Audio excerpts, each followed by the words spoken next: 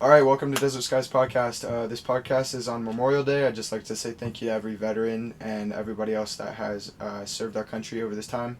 My dad and my grandpa and the other grandpa too have served our country, and I'm just really thankful for everything that you guys have done. Um, anyway, what we're going to be talking about today is success. I have Jaron Higgs on the podcast.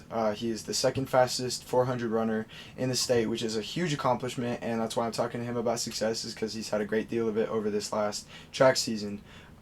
Basically, I want to be transparent with you guys. We just had a 13-minute conversation that we had to scrap because of noise interference and some other things, but we're going to get right back on track. So, Jaron, define success for me, and I mean success in your life, being athletic, educational, and maybe even religious. If you want to talk about that, let's get this down to the bones. All right, I'd say success is essentially you making goals for yourself and realizing them, and making yourself as fulfilled and happy as you can be. I'd say at the most basic level. So what are some personal versions of those goals? Some personal versions, I'd say. Well, for me right now, track. I want to get better at my 400 and my other races as well, and You said you wanted to break the state record. yeah. So, for you, it's an achievement of lofty or bigger personal improvement goals, right? That's what success is for you, and I think obviously that would be success for everyone Success else. for everyone. Yeah, Really. but I think what you were talking about in the 13 minutes that we lost is kind of just the concept of success at a more philosophical a more philosophical point of view, and I think I want you to bring that back up again. You talked about a book, the idea of a mental palace, things like that. We were talking about how you wanted to improve your memory, and that was a big cognitive improvement and cognitive success that you wanted to have. Just break that down for me again. Right, so I guess we'll start with. I guess I'll just start with the philosophy of everything. So essentially, the field of philosophy is the study of ideas. And you can break that into two major subgroups, one which is kind of a subgroup of the other subgroup, but you have epistemic philosophy, which is the dealings of logic and reasoning, and the discussion of ideas, and then you have moral philosophy, which is the discussion of values and morality and ethics and all that kind of thing, and which moral philosophy is kind of, since they are ideas, kind of a subgroup of epistemic philosophy, but Right. which is philosophy in its general form. But focusing on moral philosophy, we have the building blocks of moral philosophy are values, and values being what things, what emotions, what kind of drives people to do things, whatever those kind of things might be. Right. And people have different values, such as security values and valuing their families and valuing closeness to others, but it's through analyzing those values That you can define those building success. blocks that you can find out what success is. Right.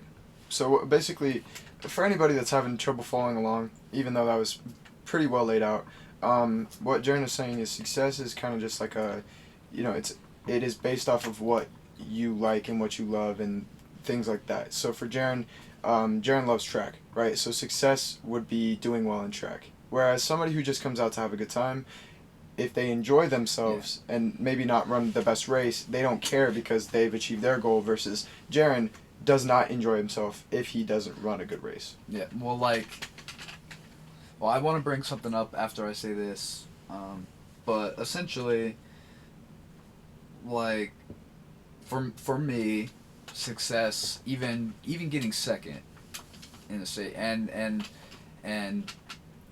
let me break down how state went. So essentially, you have this one kid, Austin Klingler, and he is like leagues ahead of everyone else in the 400.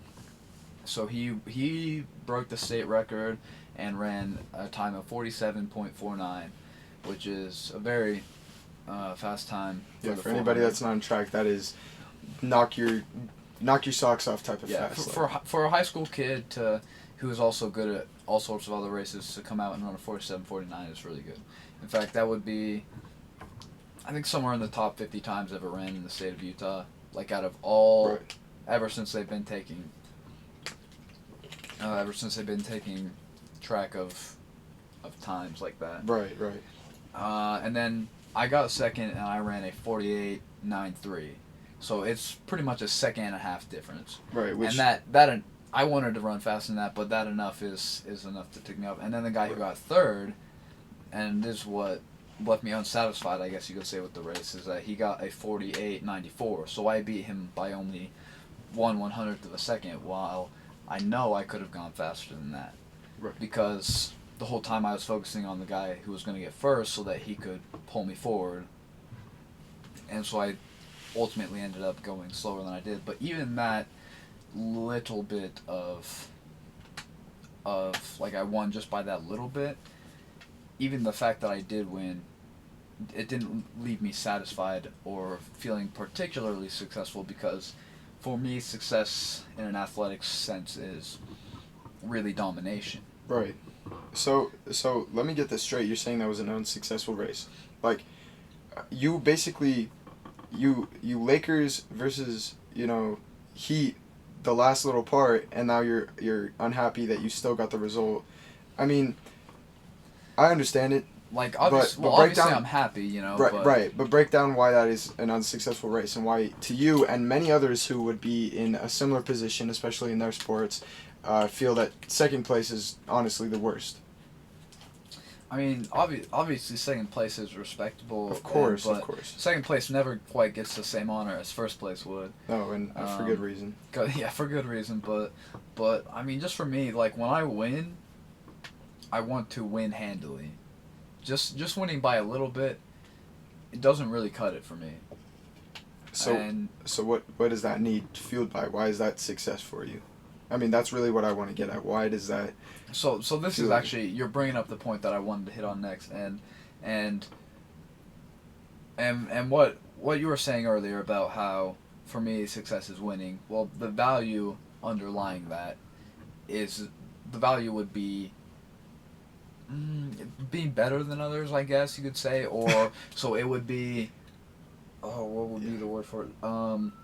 It's a social comparison value, and essentially, I need to be higher on a dominance hierarchy than someone else. Oh, okay. Yeah. But I can't remember the word for the value, but. So basically, you appraise yourself and others, and if you don't fall above them, then you don't feel the value. I guess you don't feel the success that you need to. Exactly, and I know that a lot of, especially in modern society, modern interpretation, people don't feel that you comparing yourself to others is a worthwhile pursuit. But that's just simply not how human society works. Yes, let me touch on this really quick. That is complete BS, because you have to, there's a measure that has to be taken off of you and the rest of the people around you. It's like, the reason that you can't make the comparison to, from, in my opinion, from MJ to LeBron, right, is because they play in different leagues. And if you were to take that and not compare, it doesn't, it doesn't matter, what are you gonna base your achievement and success off of? If it's not off of the success and achievement of others, there's a metric there that has to be looked at, and you have to place yourself there, at least on some, along some lines, not with your values or maybe more moral or like personal stuff, but when it comes down to like work, if you don't make more than somebody, you still have to be like, I don't make it as much as you, and that's and that's not, I'd rather make more. That's Yeah. a comparison that you would like to make or something. And whether or not you care depends on your values. Of course, but you know? the comparison of that actual thing, like, that is vitally important. Yeah, but because essentially because humans organize in social groups, social comparison is very important because It's natural. Well, it's natural, and also because you need to know who's in charge and where you stand with who's in charge, because that's pretty much the most efficient way to run a society, is that you have somebody at top, A dominant hierarchy. and things naturally, for whatever reason, Sort themselves out. I don't know why, but things naturally sort themselves into a dominant hierarchy, and I'd have to give it more thought to figure out why, but I mean, I think that really leads to another point, and I wrote this down yesterday, knowing that this would become a topic of discussion. Is success and leadership a gene? And I don't mean this in like a very, oh, it's out of my hands kind of way. What I mean is, are some people built just to be successful? Yes. Okay. Well, I would. And this is a deeper not question. to be successful, but to achieve. I'd say yes, and I'd have to flesh that out more so it doesn't seem bigoted or anything. No worries. Like that, Yeah, no worries. And we'll stretch that out a little more. But what I want to ask you is a much more personal question. Do you feel that you are one of those genetically gifted people to, and I don't mean physically, obviously. This is a much deeper question on a genetics level than that. Do you feel that you're one of those people, one of those meant to be successful people? Because there are a lot of people who have said, "I've always just felt this way." Is that is that something that you feel? I mean, the question of meant to be successful is, I don't know that I like that so much, but I'd say that on a genetic level, I'd say that I've been very gifted, and the evidence would suggest that I am to some extent more disposed to be successful in a general sense. Now, let me flesh it out more, because so you're not so self-centered, full of yourself, and so it doesn't seem egotistical, which, I mean, maybe to some extent it is, and I'll acknowledge that I have maybe a little more pride than I need. That's okay. Everybody does, and I think the fact that you're acknowledging that you're working for a very humility is something that I need to work on. There we go. That was very humble. But he's doing a fine job. But essentially, so from an evolutionary perspective, I would say some people will be more predisposed to success. Now, a good indication of success is your IQ. Right. Or at least achievement. Well, do you think intelligence quotient is like even a viable measure of that though? Because I think the thing is, now I know where you're going with this, and I, as of like a week ago, I would agree with you, and I still to some extent do agree with what you're bringing up. Intelligence quotient is obviously not perfect. Yeah. And it's never going to be. Right. And it's never going to be a full picture of somebody's mental framework or anything how like intelligent you are, but it gives a decent approximation. Yeah. So, and it's actually... And I would agree. I wasn't trying to say it wasn't accurate, but... No, well, yeah, no, but that's also... Like, I've always been like, oh, it's just an arbitrary test score, and it doesn't really matter what your IQ is, but to some extent, like... It does, actually, yeah. Like, it's... It holds some weight. Not all of it, I was watching this video yesterday, actually, from this King's College London professor. I don't remember the name, but essentially he was saying that IQ is one of the most studied, like, intelligent, most tested and studied things, and because of that, you have a pretty good indication of what it means as far as intelligence. It tests what it's meant to test for. Yeah, essentially, it's a pretty decent test. Yes. Is what I'm saying. Yeah. And then the tests that have measured achievement relative to IQ show that as IQ goes up, there's a correlation. So does achievement generally. Right. Now, does that mean that success? Well, success is kind of different than achievement. So what are you getting at particularly? What I'm getting at is that I think that as IQ is a pretty heritable trait. Meaning that the percentage to which it is influenced by your genetics is quite high, somewhere in the range of 50 to 60%. Right. As is most other traits as well. Exactly. Yeah. But I think because of that reason, and the way that nature selects, there would be some more people, predisposed people for like success or something. And to even bring it farther than that, dominant people tend to get with other dominant people. Right, and then it's like-minded people enhancing that. Because humans are a selective species, especially human females. Right. Are selective, and so if you have an alpha female, as it were. Right. And then you're in gonna... mating pairs, not like polyamorous relationships. Yes. Like in the wild they would, but you have an alpha female, and they're not generally going to select somebody that is lower in a dominance hierarchy. Right. So they will tend to pick an alpha male because they're up there. Right. It generally means that they'll have a higher intelligence, higher. Right. Other traits. I think. And so then you get that together, and it's a higher likelihood. Right. That you'll have There's more and more. Right, and I mean it's natural selection is basically how that works. I think one really important thing, and I just graduated high school. I I have a kind of weird view at this right now. I'm kind of looking back at everything, making a somewhat of an appraisal of what just happened. When I look back on it, there, like what you're saying, there is that dominance hierarchy, but what also happens, and what you just said, was that there is a grouping of like-minded individuals, or more dominant individuals, and I think that's where that quote-unquote, and I hate to say this, but that popular group comes from. And I think that's where the importance of that popular group comes from, is because it is more important to recognize why they are together than to recognize that they are together or that they're keeping people out. I think it's more of a natural thing for those people to get together and to have that kind of, that kind of group, and it's more polarized towards one thing or the other. And I also think what's really interesting is the butting heads that occurs. There's a sub-dominant hierarchy inside of that group, right, as opposed to the one that's outside of everything else. So you have that top group, but then you have the men are hierarchy, and then the right, exactly.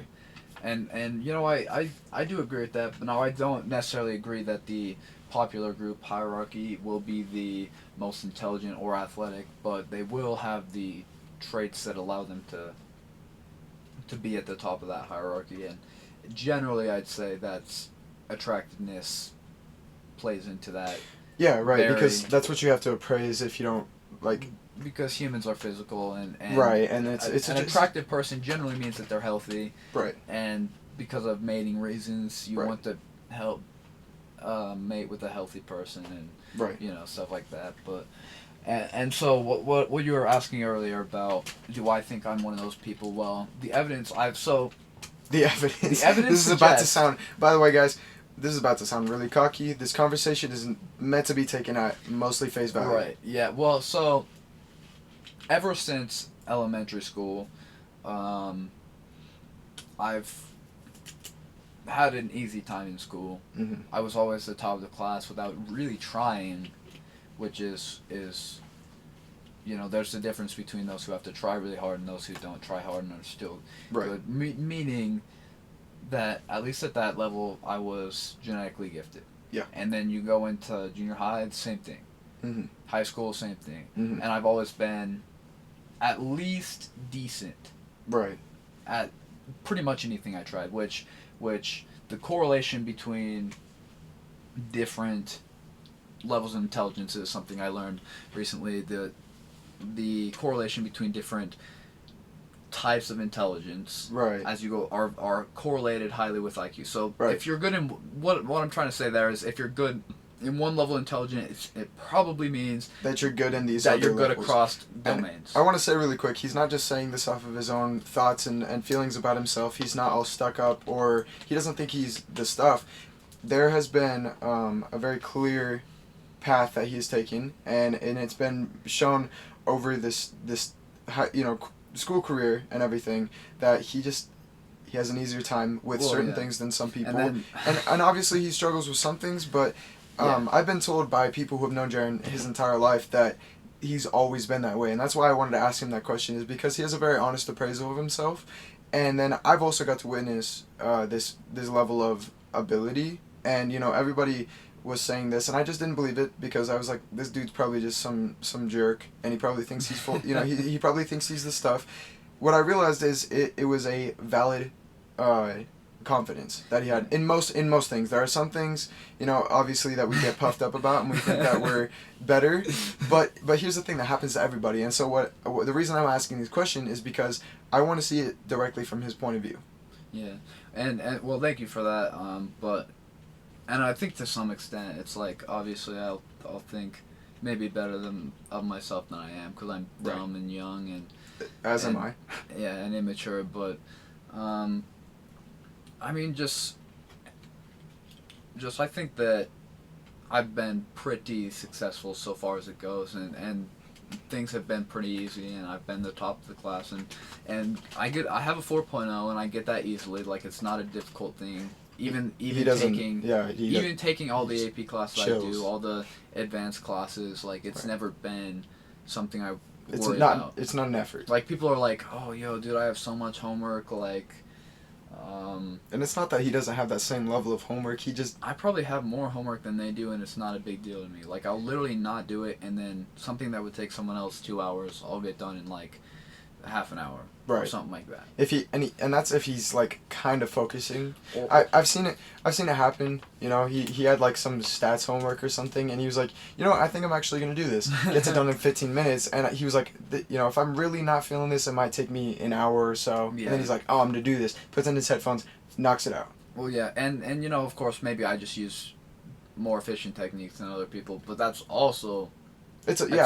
Being able to identify in more efficient techniques is also a part of being intelligent. But let me comment on that, and then I swear I'll let you go. But what I was talking about the other day to somebody was, they were like, oh, I swear you have so much free time. It must be nice to have this free time. I'm like, well, actually, it's just because when it comes down to it, I get my crap done exactly how I want to, and it works perfectly every single time. And it may not look the same to you. I may not seem busy, but I have the same workload. It's just that I get it done in the perfect way for me. And that's why I seem to have free time all the time, is because that's just how it works for me. Well, yeah, and I also, I agree with that.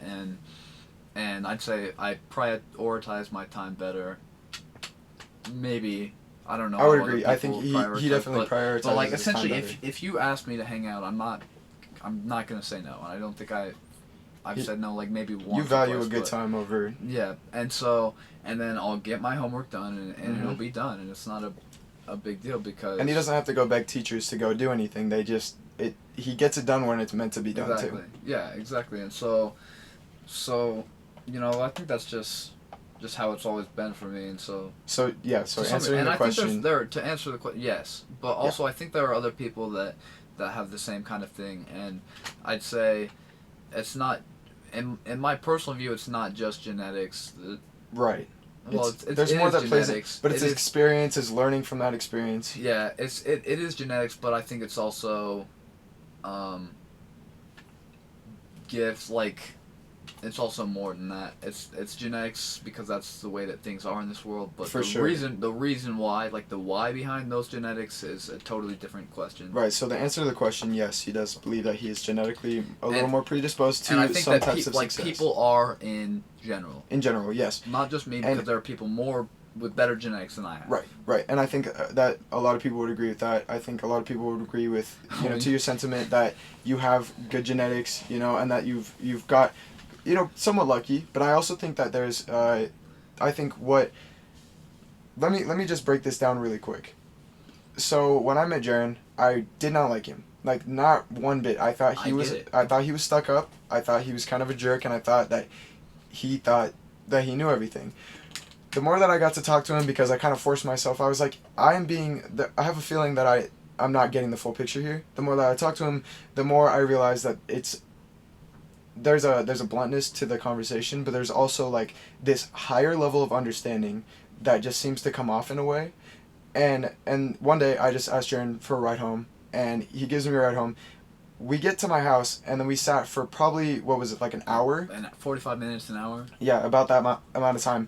And I think what I did was I just recognized this guy thinks on the same level, like the same plane of just understanding and really understanding a topic that we're talking about in the same way. Like there was this understanding between both of us. We didn't have to go into more depth to explain something. There was just like a very clear understanding, and I was like, what I'm thinking here is this guy can match up. Like he can keep pace with what I'm, what he can pick up what I'm putting down, basically. And I think the thing is, the reason that me and Jaren are very different is because me moving around a lot has made me very personable. Like I can fit into just about any group.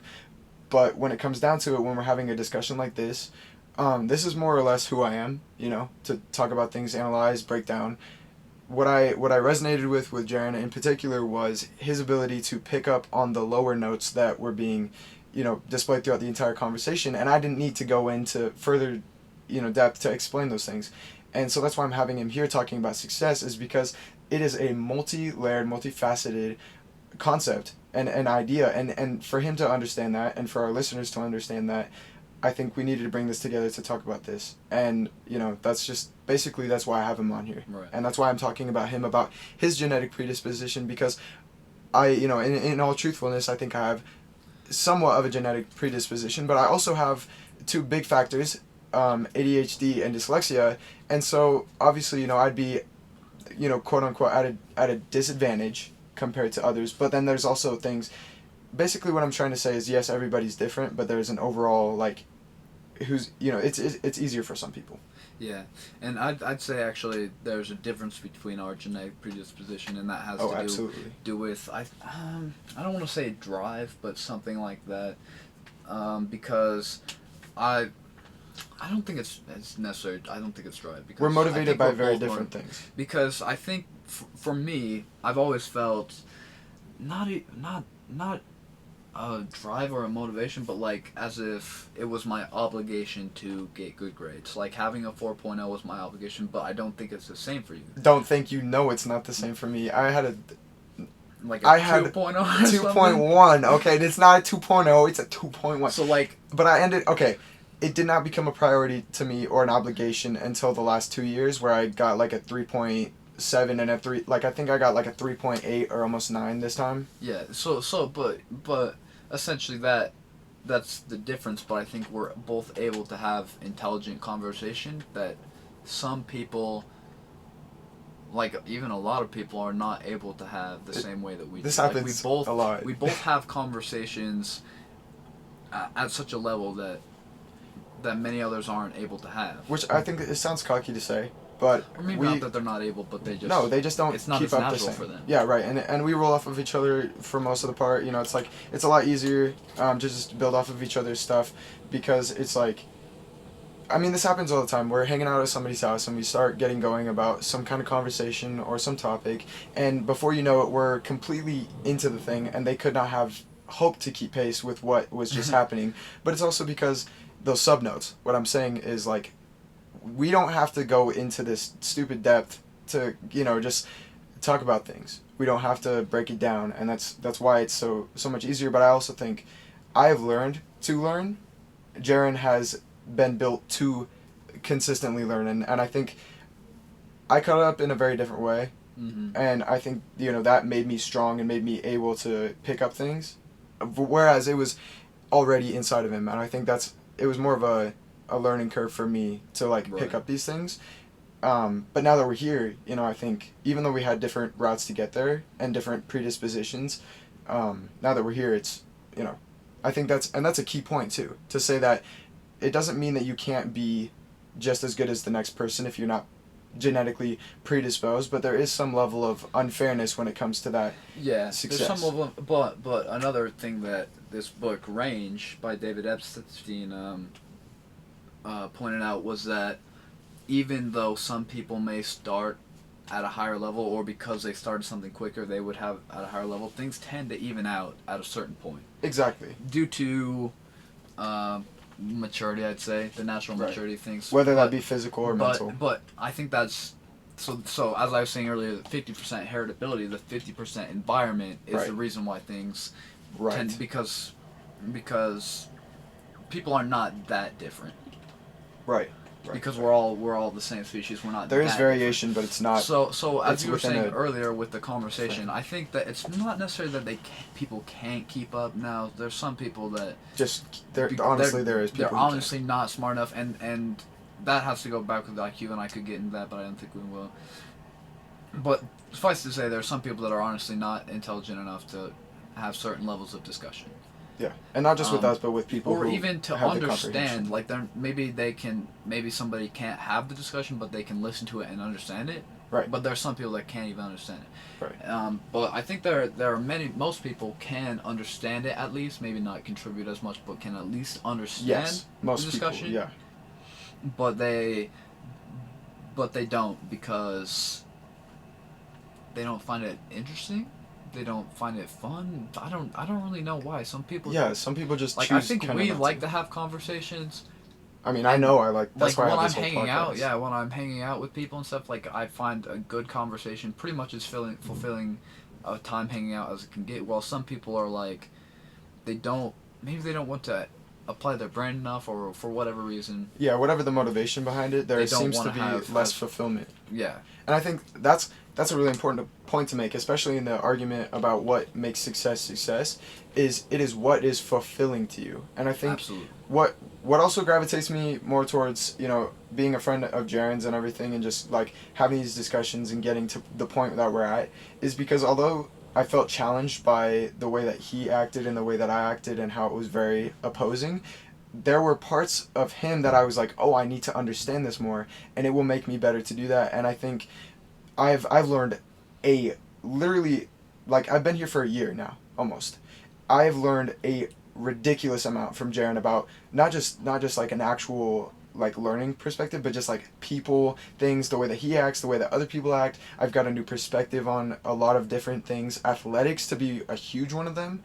And I think what really made me realize is that he's an asset as a friend, and I think that's what he was talking about with people who are dominant gravitating towards each other. There are things that you're not going to have, and I think for me genetically there were some things that I don't have, like a focus. I cannot focus, but then Jaren, he will stay on topic and we'll divert, but then it'll always curve back around and we're always able to complete that. And for that reason, it is important for me to recognize like why I think we are friends in the first place. I think is because there are parts of me that you cannot have. Like there are things that you just do not have. My personality, my ADHD driven everything, and then there's you, analytical, hyper focused, very, very driven to accomplish goals, and that has led me not only to academic success but athletic success. And I see that in my environment. I surround people, myself with people, and then it becomes my environment, and that becomes me. And I think that's what I've enjoyed. Yeah, the whole idea you were bringing up there, I think, as far as success goes with that idea, the sentiment you're voicing is that the base goal in that case is that you want to be better, right? Growth is for almost every single person, and for those who aren't, at best be, grow the frick up. But growth is a base goal. Everybody needs to get better, right? And to progress, and finding people that will help you to progress, that because you're around them makes you want to be better, is absolutely essential in friends. And I think a lot of people don't understand that, at least. Or they don't at least they at least don't have the value in it. They understand the idea, but it's not like it's not as stressed. Or maybe they can't conceptualize. Conceptualize. Like there's a lot of things that people sorry, excuse me. People subconsciously gravitate towards. Right. That they don't consciously understand, or that they couldn't articulate. Levels of thought. They just don't. They don't know why, but there is a. Yeah. They understand, but on a different level. So that's why fulfilling conversation is why a conversation can be fulfilling is because you're essentially, as Jordan Peterson says, you're essentially contending with the other person, and it's a back and forth, and through that you are essentially discussing an idea. Right. And you are sharpening the point. You're knocking off the edges. Right. And as you do that and you contend with one another, you both grow together. Right. And that's the same as it should be in a relationship. A good relationship is not all sunshine and roses and fields and meadows and right. It needs to be, there needs to be some turbulence. Exactly. Yeah.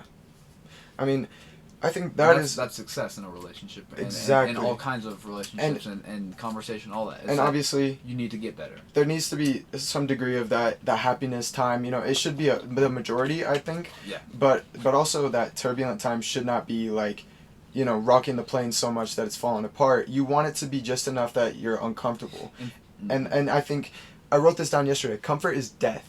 And I think that's what's really important, is I'm not going to lie, like, at one point I was having a hard time with trying to get to know Jaren a little better.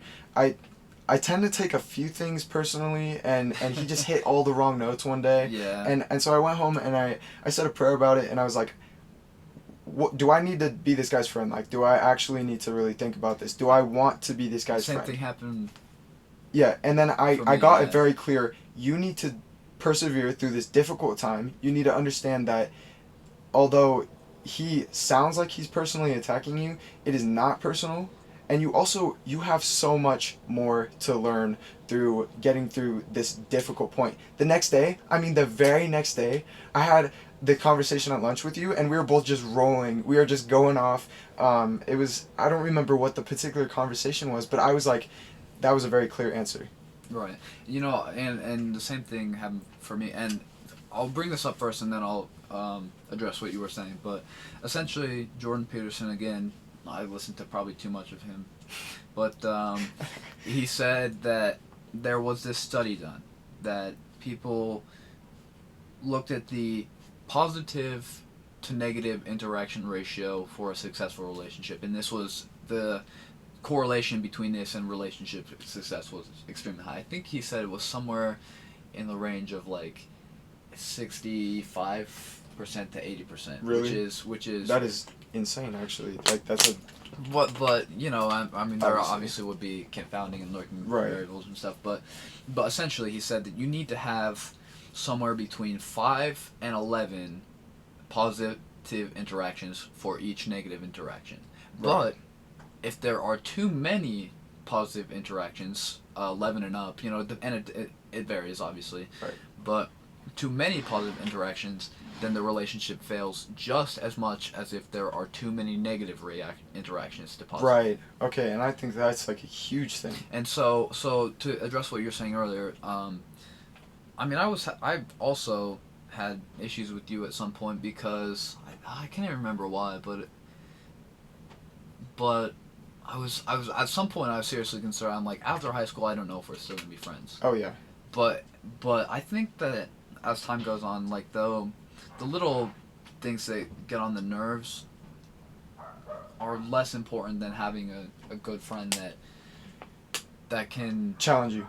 That can challenge you and so like sometimes you annoy me, obviously. Of course. And I'm sure sometimes I annoy you. It goes both ways. In fact, I think I don't even know how people like me. Like hanging out with me. Seriously, like sometimes I'm like, it's because they don't have thick skin, dude. I'm like seriously, man, sometimes I'm just like, how do people like want to hang out with me ever? Like I don't get it sometimes. And then sometimes I'm like, I'm not gonna name names, but I was talking about this. He was like, I don't know what you did, but what you did really changed the way that I looked at Jaren, and now I can understand him more as a person and enjoy everything that, you know, despite those things that, like your blunt personality or anything like that, the more that I am able to help other people understand, the more that, like, you get people that actually like you. And I don't want to say that that's me. I just think that what we've done for each other is there's more of it's a very complimentary friendship that we have going on here. And so for me, I help others understand why you act the way that you do. Because, you know, more than once, people have been like, dude, why did you do that? And I'm just like, bro, take it at face value. Chill, do not bro. think that much about it. Yeah. And I think, like, here's the thing. This one time, and I want to bring this up because this is a perfect kind of, like, it sums up everything. We were talking about, I was having some frustrations with track, like some really big ones. I was really upset that I was not making the progress that I thought I should be making. And Jaren, just in his regular attitude, I said, why am I not, considered one of the fast guys? And he just goes, bro, because your times aren't there. And it wasn't that he was calling me slow. It wasn't that he was saying anything I about shouldn't have me said it personally. that way. I shouldn't have said it that way. But Let's be honest. That's one of the things I have to work on. But Right, phrasing maybe, or just like the timing, I guess. But obviously, it was like live wire right there and then. Like I got very upset and I raised my voice, which I never did before then at Jaren, and I was like, you cannot talk to me that way. You do not and then I started just like saying so much stuff. And he just very maturely and very calmly, he was like, we're not talking about this right now. You need to calm down. Yeah, and I literally said walk away. I was like, and then I turned you can't around. do this in the middle of track. I turned around, I took a deep breath, and I went, you know what? That was unfair of me. I'm really sorry about that. Frankly, you had every right to get upset, because I shouldn't say stuff like that, but sometimes I don't. There wasn't as much forethought.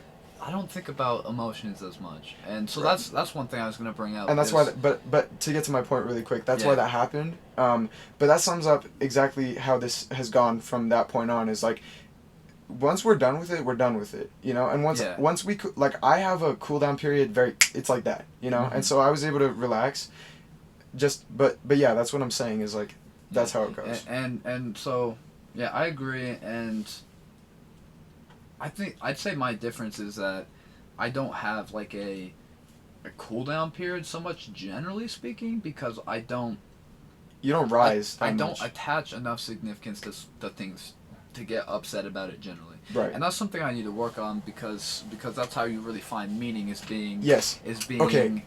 Yeah. But let me finish. I will. And that's how you find meaning and stuff. So one thing that I've learned from you is that I need to be more, I'd say, emotionally vulnerable, because you do that very well. I'd say you'll tell people how you feel, whereas maybe I'd like this. In the perfect world, for me, for whatever reason, my mind is weird, I would have no feelings at all. But that's simply not how I work, and frankly, that wouldn't be actually good for me. Right. No, it wouldn't. Or anybody, but and that's not actually how it is. And of I course mean, you recognize that. I definitely don't talk about it, but I think one thing I've been working on, that I've learned from you as well as some other people, is that's not necessarily a bad thing. Vulnerability and having feeling stuff. Right. I hate to say it like that, but No, yeah, I know what you're saying, and I mean, I had the same problem when I moved from Ohio to Washington. I detached all meaning from things that were significant to me, so that nothing could touch me at all. And it's not that's what people do with depression, but it's not the same. No, it is not the same at all. It's not the same feeling. There's just there is no self-preservation in it either, which is a big problem, and that's more of a marker of depression, where there's no personal regard. What really happened with me was just this detachment of value from pretty much everything except for the one important thing to me, which was boxing, right? Mm-hmm. And so I attached everything to that. Well, soon I realized, why am I sad? Oh, it's because literally nothing gets me happy anymore, matters to me. And I realized I'd been listening to Stoic philosophers too much about detaching value from things you can't control. Yeah. And obviously you shouldn't attach that much value, but there are things you should care about. There are genuinely things you should care about, and I think that's what you're talking about in this instance, is caring about the right things, and to the right degree. Yeah, I definitely agree. It's well, the only markers of success are that, as I was saying, values and caring about it, and that you find meaning in it. Right. And I can't really articulate this as well as I wish I could, but essentially for me, for you were saying you were detaching all meaning from things, and I don't think I do it the same as that. Yeah. It's not that I don't detach, or that I detach meaning from things, but I just well, the reasoning was probably never. Yeah, I definitely agree with that, but that I never thought of things as a big deal, which is why I don't generally get. So this is more of a discovery for you versus for me. It was like flipping a switch. And as far as vulnerability goes, for me it was actually caring about people and even letting them know. Right. For me, that's something I never do. Well, ever. And that's to my point about this being a mutually beneficial friendship. I've been told on multiple accounts that I've changed you, you know, as a person in terms of your likability or personability.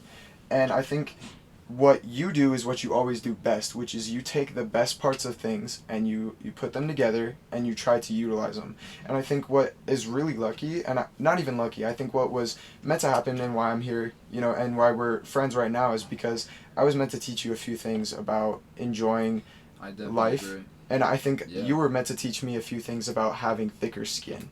And that's just like, and that's it's not because you're rude, but it's because you're just like, dude, it doesn't matter that it sucks. Like at practice, you're just like, you attach nothing to that hurt. And for me to learn that, yeah, pushed me to new heights. yeah, I definitely agree. Say again what you said. That I'm here to help you understand what to value and how to be more personal, and that I'm, you know, Yeah, you taught so, me how to oh, have I thicker remember skin. what I was gonna say. So, you said you changed me, and I couldn't agree more with that. And so let me tell you how I was last year. Essentially, for me, being alone was never a big deal. Not having friends, and so I would go, and I just hung out with my sister's friends because they were the boys. It was cool. We were all Right. chill, and then I just go, I'd eat lunch and then go to the library and read a book, which for me is okay. But I don't think that's it's okay, but it's not the best, not the highest level. Right. Um, and I still do that. I still go to the library, but Once in a while. Yeah. you know, but it's different because I didn't hang out with people really last year. Right. And I didn't really have friends at Clearfield other than my sister's senior friends. And then when they're all gone, I was like, I wonder what I'm gonna do next year. But then you came in and we started hanging out, and we would like go hang out with people and be friends and joke around and mess around Right. and have a good time and Watch Paranormal Activity. and like I did like that changed, I think, the way that I am and my whole school experience. In fact, I think that I probably would have had a pretty trash year. Yeah. If you didn't come in, and so That's really cool of you to say, man. well, yeah, I mean, like, I think that's really one of the reasons why we have stayed friends is because even though we might get on each other's nerves sometimes, like, we have a good time. Yeah, absolutely. And we mess around and we joke around, and Right. even though we're dumb as frick, Super dumb. we are not funny at all. we have a good time. Yeah. And we will go and hang out with people and Right. and that really showed me that like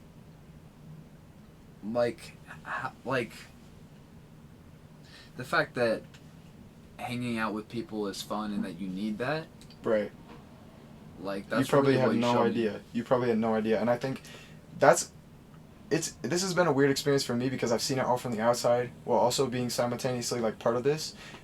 I saw you go from this dude that we would hang out in the basement and have these really somber, interesting conversations, really good actually, really meaningful conversations that were still like getting to the root of some really cool things that we just would talk about and build off of, to a guy who actually had fun. Like I think the point where I realized he has realized like what the importance of is when we were throwing up lobs to each other off those dunks. I was like, oh, okay, he's got it. He's got this. There's no point to this. It's just to have fun. That's the difference between like I have fun a different way than most people do. Yeah. And I find different things. You found a way fun, to achieve that through doing some pretty like standard things too. Yeah, but like, and I'm still not ever gonna have fun the same way that. No, that's not a problem. Other people do like for example, moshing. No, at yeah. dances No, that's not and some dances in people's. general. Like most people find that fun, but I just like, to me that kind of large group interaction. It's not as meaningful. You don't get the more personal version of that. I just wanted to say really quick too, you didn't give up any of that independence, which I think is key to this being a good thing. You didn't give up independence for this need to always be with people. What you've done is you've allowed yourself to go and be. I've become more vulnerable, essentially, like. Pretty much, in a very healthy way, like a better vulnerability. And I'm still working on that, I'd say. In fact, I watched this video just yesterday about it was the keys to know that you're emotionally mature, and from Psych2Go. was it?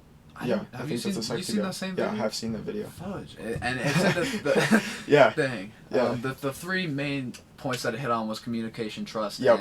and vulnerability. Yep. And those are three things that I have issues with. So I'd say there's IQ and then there's EQ. Right. While my IQ might be pretty high, I think I took an IQ test once when I was like 11. I got like 132, which Right. would put me in the like 99th percentile. Right. Very, very, very, very intelligent. But that's not even that good. I'd say 132. It's decent. It's But- good. It's better than most people. Yeah, but my EQ, in fact, we took a test in psych last year and I got 0 on my EQ. No way, dude! I got full points on my EQ. I got a straight up 0. No way. So that's That tells you something. So about as that. far as emotional maturity goes, not that high. Like maybe maturity wise I'm high, but like emotionally Right. I don't allow that kind of thing. Well, I think to bring this around to the topic of success, there are markers of relationships, of friendships, of athletic performance and job performance that define success. And I think the biggest thing, and I think if you can't apply other things to it, would be growth. Like I think the biggest thing would be Absolutely. growth. And to just point out everything that we've been talking about, the reason that we talked about this personal development that's happened with Jaren and somewhat what's happened with me is there has been a level of growth that has been sustained over this entire period, and that is why this is such a beneficial thing. And that's why I think I would say this year has been incredibly successful in a large number of ways, is because not only have I achieved a lot, and you've achieved a lot, but it's just that this personal growth has been off the charts. And Yeah. that's just what I wanted to bring Understanding around. really too. In fact, that's like the relationship type of success. Right. And personal growth type of success. Right. It's like for us to gain a new understanding about ourselves and what we need to work on, and about relationships and the way they work and stuff like that. That's massively important for your overall growth because, Right. I mean, frankly, things wouldn't have any meaning or matter if there wasn't other people around. Yeah. No. Yeah. For sure. So even though there's I'd say there's two different types of successes, internal and external. You have your internal like drive and your meaning and values and stuff like that, and then how that relates to other people. Right. Right. And it's all intertwined like that. Yeah, it's Yeah. all intertwined, and that's the kind of discussion that you need a lot of time and a lot of thought. Well, into. and just to say this, like you're always invited on the podcast. I've had 2 episodes with you, and we've talked about having this conversation where we bring him on as a actual like full-time co-host. I just want you guys to let us know, but keep on going. Oh yeah, that would be sick. But like, I don't even know what I was gonna say. But like, the Sorry about difference between internal and external like successes is important. But I'd say they one wouldn't exist without the other. Right. In fact, I was reading this philosophy book yesterday, and there's one thing I want to touch on, but we're kind of like. No, don't worry about it. I don't have any constraints. I was just thinking. All right. But like, so it's called the Tao Te Ching, and it's a Chinese philosophy book. And I was thinking, well, philosophy in a lot of ways, so the philosophy of a different culture it's kind of a cultural marker of like what's important to that culture. But as I was reading it, I was like, well, this philosophy is kind of almost universal, like from on a human level. Like Right. a lot of the same It's praising the same base values. points are they're very similar. So what this was saying was that people can see beauty, Right. and through the being able to see what beauty is, ugliness is shown thereof, or something like that. That's Yeah. not an exact quote. Right. That's essentially what's saying. So it's saying that, and it's the same thing it says in the Bible, which the Bible is, and religious texts a lot are, on their base level, kind of philosophical texts. Right. Obviously. The they same have thing it says in the clear Bible. This is outlines. the eating from the tree of the knowledge between good and evil. Right. By knowing what one thing is, You have to know. its opposite. Yeah, right. And I'd say it's more even all the things in between. From a comparison's perspective. Failure to success. So exactly. So that's what I was saying is it if you know what success is, you know what failure is, and it Right. said if you know what height is, you know what low is. Right. All that kind of thing, all this comparison is really how you figure out Right. where things stand. Well, and I think to sum this like all up in just like a nice pretty bow, you have to look back at things, appraise them, Absolutely. and then understand why you are doing what you're doing and what your eventual goals are and how those values line up and how you can make your values more line up with your goals. And, just to kind of close this out, I just want to say the more that we challenge ourselves as people, the more that we put ourselves in uncomfortable positions, whether that be a friendship or or just like a sport or anything like that, the more that we're going to be able to grow, the more that we're eventually going to be able to get some type of success. Yeah. And that's really just what I'm trying to say throughout this entire thing. Yeah, I definitely agree. Like you were saying earlier, comfort is death. I don't know that I entirely agree with that, but To some degree. because you need peace, Of course. obviously. Yeah. But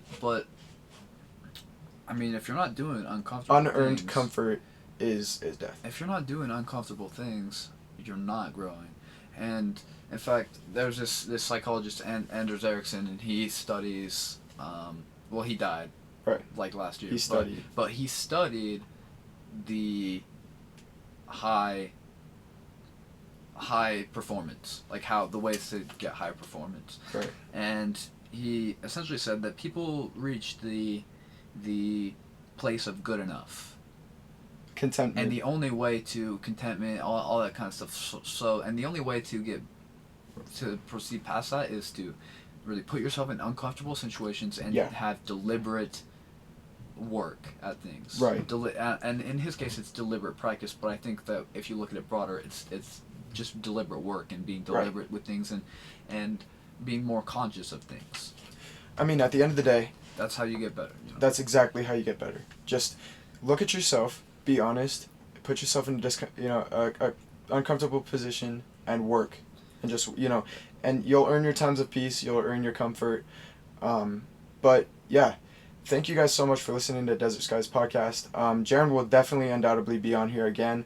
We'll have another conversation. Make sure you comment down below and give us a like so we can hop on that algorithm wave.